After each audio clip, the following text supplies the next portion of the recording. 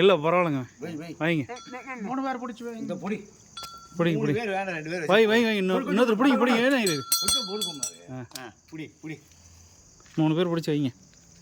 அட்டை கல்ட்டமான கல்ட்ட மாடு புடி பிடிங்க பிடிங்க பிடிங்க வை வை 2 பேர் அரகர அரகர அரகரோ அரகரோ அரகரோ அடியில் அடியில் அந்த ஆப் எடுத்துட்டு ஒன்று எடுத்துடும் ஒன்று எடுத்துடும்